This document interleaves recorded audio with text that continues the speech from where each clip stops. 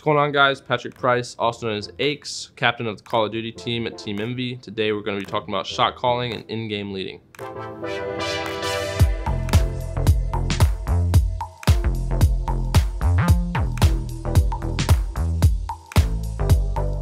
So let's talk about in-game leading in Call of Duty. For me, I think the most important thing that I've learned throughout my career is you gotta understand what teammates need, in a sense that you can't address all your teammates the same way. Some players have different suits or strengths, and some react different to this method of communication and this way. Some you have to baby some you have to just let do their thing. And I think for me, I mean, just pinpointing that early on and understanding your teammates is the best thing and what's going to lead you to have the most success as an in-game leader. For me specifically, I think focusing on search and destroy with in-game leading is the most important thing. I think that's where you're in charge and you're in demand of what's going to happen round by round. You need to be in kind of constant communication with your teammates, needing to know what tacticals they have ready, certain strats that you have that you can call and execute if you have a trophy system or a frag grenade or a stun grenade.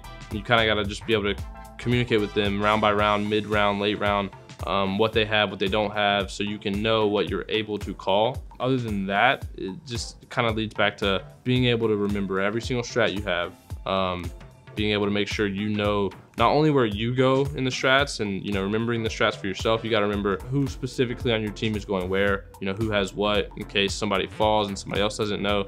You kind of just want to keep your team organized, keep them focused on the strat, your goal, post plant, specific things that you need to make sure you do mid round, and just constant communication. I think that's the most important thing. You got to be able to talk, you got to be able to communicate well, and just be able to direct your teammates in a way that is suiting your game plan. So looking back at my teams, I think this is something where just over time you learn. Some teammates that you have the dynamic, some really vibe off hype. If you get super loud when they're getting kills, if you're just yelling and screaming and riling each other up and kind of just egging your teammates on. Whereas you might have a teammate like I had last year, where my team was more strategical, more concise, more precision based, where we just wanted to make the right play and focus on that at all times. That led to success on my World War II EG team. But looking back at my Complexity Dynasty days, we all had insane talent, and all we had to do was just stay hype, stay hyping each other up and kind of just not letting one get down, and not letting someone's mindset kind of change mid-map. So I think it's kind of a dynamic where, again, yes, you're learning from your teammates, but you're also learning what works for that specific team. Another thing with in-game leading is, when you're up in search and destroy specifically, let's say you go up 5-3, the most important thing is closing. And I think that comes down to, people just not getting antsy, not getting over aggressive, not doing anything they don't need to do.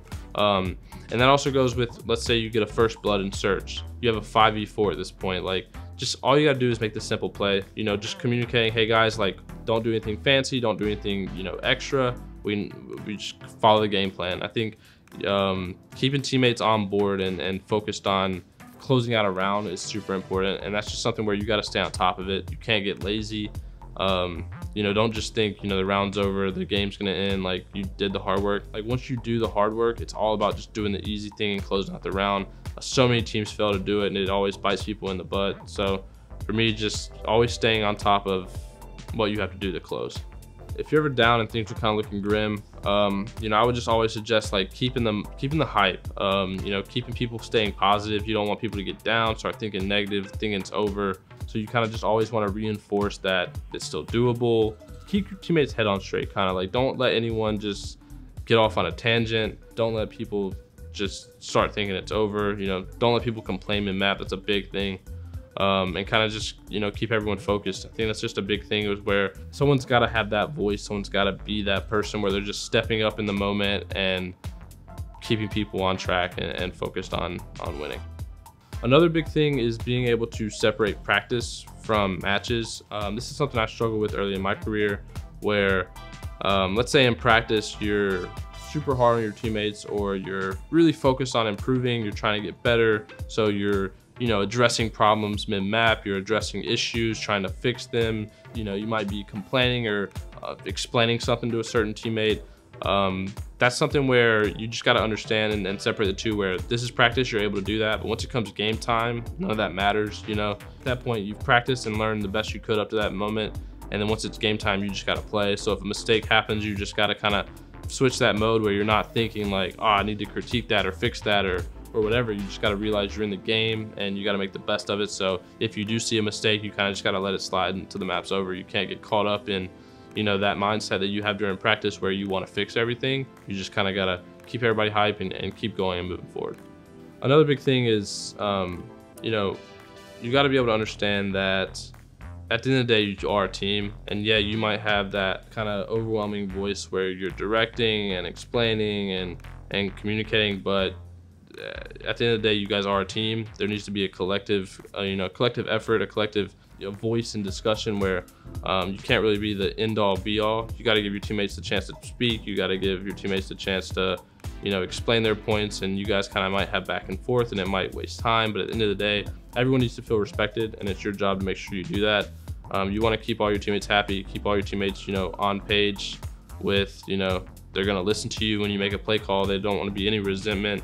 So it's kind of like a fine line, but that's kind of your job where you got to maintain that, and you can't get out of control where you're being too bossy or too demanding or too, hard to work with. So always keep that in mind where, yeah, you're trying to improve, but these guys are your teammates and you got to be able to work with them.